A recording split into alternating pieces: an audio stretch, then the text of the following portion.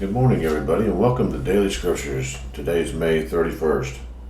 We're going to begin with 1 Kings 9 and go to 1 Kings 10:29. And it came to pass when Solomon had finished building the house of the Lord and the king's house, and all of Solomon's desire which he wanted to do, that the Lord appeared to Solomon the second time, and he appeared to him in Gibeon. And the Lord said to him, I have heard your prayer and your supplication that you have made before me. I have consecrated this house, which you have built, to put my name there forever, and my eyes and my heart will be there perpetually. Now if you walk before me as your father David walked, in integrity of heart and uprightness, to do according to all that I have commanded you, and if you keep my statutes and my judgments, then I will establish the throne of your kingdom over Israel forever, as I have promised David your father, saying, you shall not fail to have a man on the throne of Israel. But if you or your sons at all turn from following me, and do not keep my commandments and my statutes that I have set before you, but go and serve other gods and worship them, then I will cut off Israel from the land which I have given them.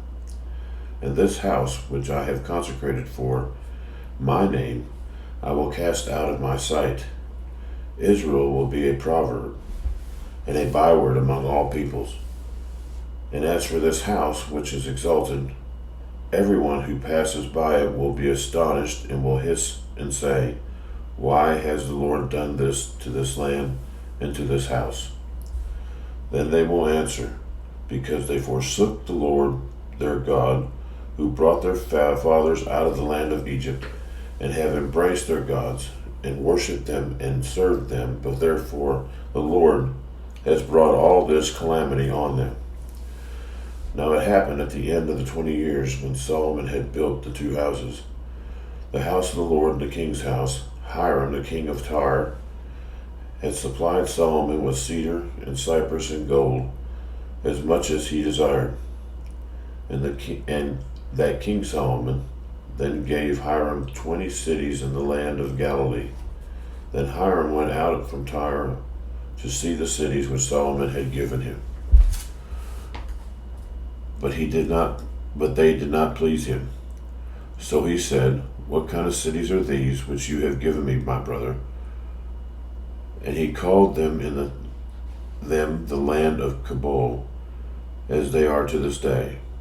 Then Hiram sent the king 120 talents of gold. And this is the season for the labor force which King Solomon raised, to build the house of the Lord for his own house, the Millo, the wall of Jerusalem. Hazor, Megiddo, and Gezer. Pharaoh, king of Egypt, had gone up and taken Gezer and burned it with fire, had killed the Canaanites who dwelled in the city, and had given it as a dowry to his daughter, Solomon's wife. And Solomon built Gezer, Lower Beth Horon, Baoth, and Tadmor in the wilderness, in the land of Judah, all the storage cities that Solomon had, cities for his chariots, and cities for his cavalry, and whatever Solomon desired to build in Jerusalem, in Lebanon, and in all the land of his dominion. All the people who were left of the Amorites, Hittites, Perizzites, Hivites, and Jebusites, who were not of the children of Israel, that is, their descendants, who were left in the land after them, whom the children of Israel had not been able to destroy completely, from these Solomon raised forced labor, as it is said to this day. But of the children of Israel, Solomon made no forced laborers, because they were men of war and his servants, his officers, his captains, commanders of his chariots and his cavalry. Others were chiefs of the officials who were over Solomon's work, 550 who ruled over the people who did the work. But Pharaoh's daughter came up from the city of David to her house which Solomon had built for her. Then he built the Millo, Now, 3 times a year, Solomon had offered burnt offerings and peace offerings on the altar which he had built for the Lord. And he built burnt incense with them on the altar that was before the Lord. So he finished the temple. King Solomon also built a fleet of ships at Ezion-Geber, which was near Elah of Edom. Then Hiram sent his servants with the fleet, seamen who knew the sea, to work with the servants of Solomon. And they went to Ophir and acquired 420 talents of gold from there and brought it to King Solomon. Now when the queen of Sheba heard of the fame of Solomon concerning the name of the Lord, she came to test him with hard questions. She came to Jerusalem with a very great retinue with camels that bore spices, very much gold and precious stones. And when she came to Solomon, she spoke with him about all that was in her heart. So Solomon answered all her questions. There was nothing so difficult for the king that he could not explain it to her. And when the queen of Sheba had seen all the wisdom of Solomon, the house that he had built, the food on his table, and the seating of his servants, the service of his waiters and their apparel, his cupbearers, and his entryway by which he went up to the house of the Lord, there was no more spirit in her. Then she said to the king, "It was a true report which I heard in my own land about your words and your wisdom. However, I did not believe the words until I came and saw with my own eyes, and indeed half was not told me. Your wisdom and prosperity exceed the fame of which I heard. Happy are your men, and happy are these servants who stand continually before you and hear your wisdom. Blessed be the Lord your God, who delighted in you, setting you on the throne of Israel. Because the Lord has loved Israel forever, therefore he made you king to do justice and righteousness." Then she gave the king 120 talents of gold, spices in great quantity, as precious stones. There never again came such abundance of spices as the queen of Sheba gave to King Solomon.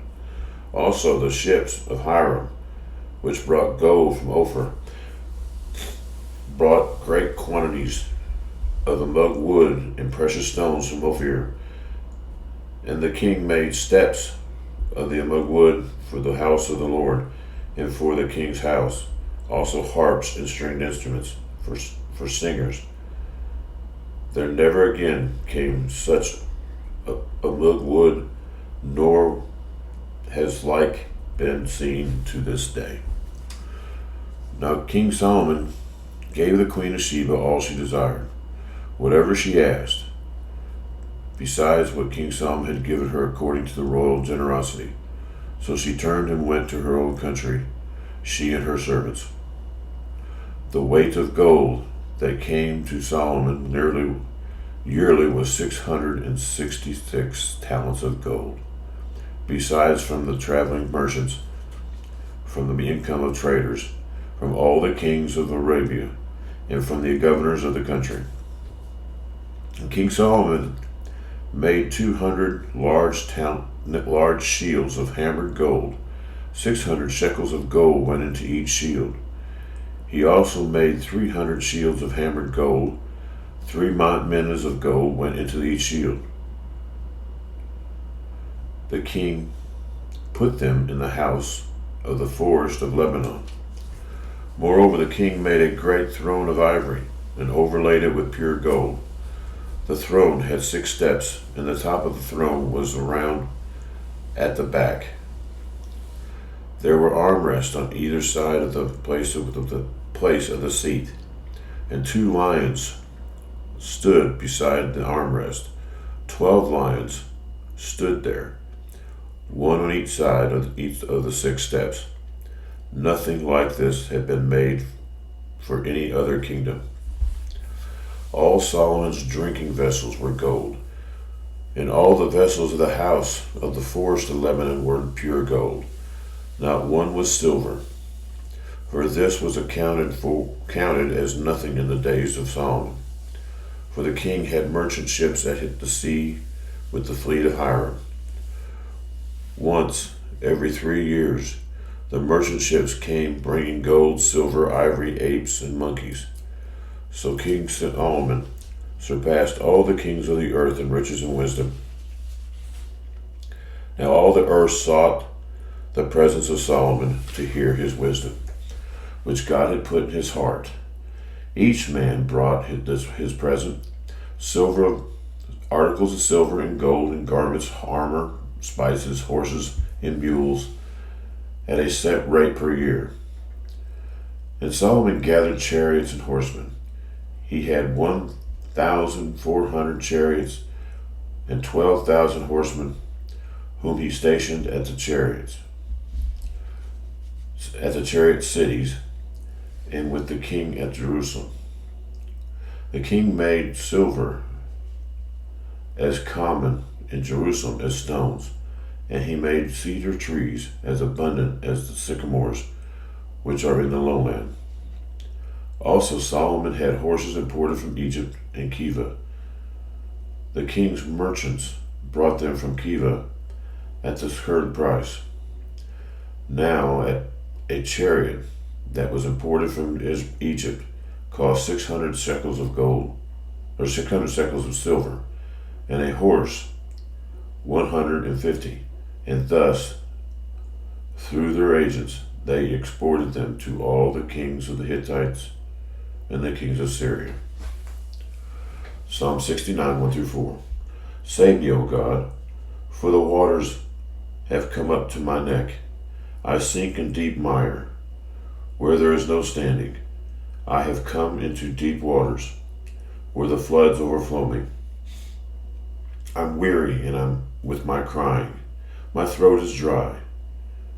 My eyes fall while I wait for my God. Those who hate me without a cause are more than the hairs on my head. They are mighty who would destroy me, bring my enemies wrongfully. Though I have stolen nothing, I must restore it. I still restore it. Proverbs 17, 18-19. A man devoid of understanding shakes hands in a pledge and becomes surety for his friend. He who loves transgression loves strife, and he who exalts his gate seeks destruction. John 11, 30-57. Now Jesus had not yet come into the town, but was in the place where Martha met him. When the Jews who were with her at the house and comforting her, when they saw that Mary rose up quickly and went out, followed her, saying, She is going to the tomb to weep there. Then when Mary came where Jesus was and saw him, she fell down at his feet, saying to him, Lord, if you had been here, my brother would not have died. Therefore Jesus saw her weeping, and the Jews who came with her weeping. He groaned in the spirit and was troubled. And he said, Where have you laid him? They said, they said to him, Lord, come and see. And Jesus wept. Then the Jews said, See how he loved him. And some of them said, Could not this man who opened the eyes of the blind also kept this man from dying? Then Jesus again groaned in himself, came to the tomb. It was a cave, and a stone lay against it. Jesus said, Take away the stone. Martha, the sister of him who was dead, said to him, Lord, by this time there is a stench, for he has been dead 4 days. Jesus said to her, Did I not say to you that if you would believe, you would see the glory of God? Then they took away the stone from the place where the dead man was lying. Jesus lifted up his eyes and said, Father, I thank you that you have heard me, and I know that you always hear me. But because of the people who are standing by, I said this, that they may believe that you sent me. Now, when he said these things, he cried out with a loud voice, Lazarus, come forth.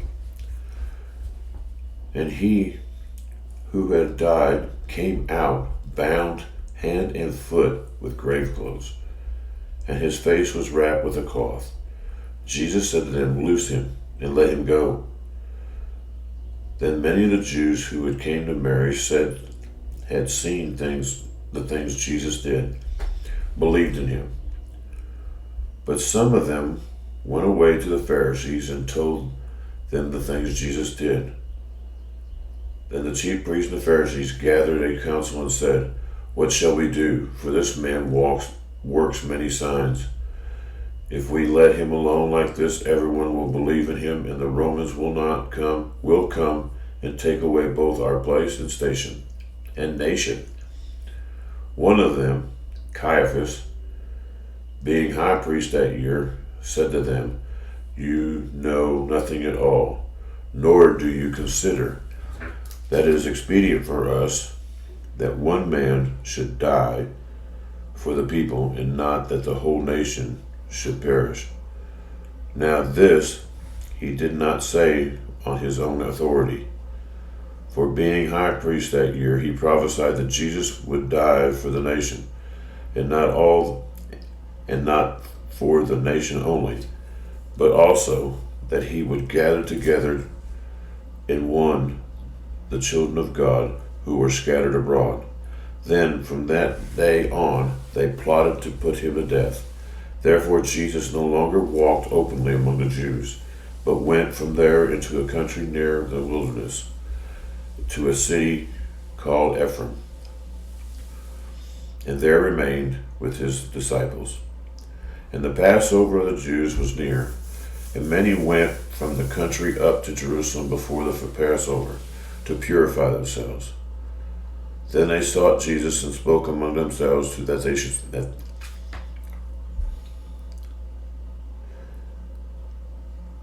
they stood at the temple, What do you think? That he would not come to the feast. Now both of the chief priests and the Pharisees had gave a command, if anyone was there, he should report it, that they might seize him. Well, praise the Lord. Thank you again, folks, for being with us as Evangelist Wally and Keely Beck here at Message Across Ministries. Our email is evangelistwallybeck@gmail.com. If you'd like to write, please feel welcome to do so. We'll catch you tomorrow.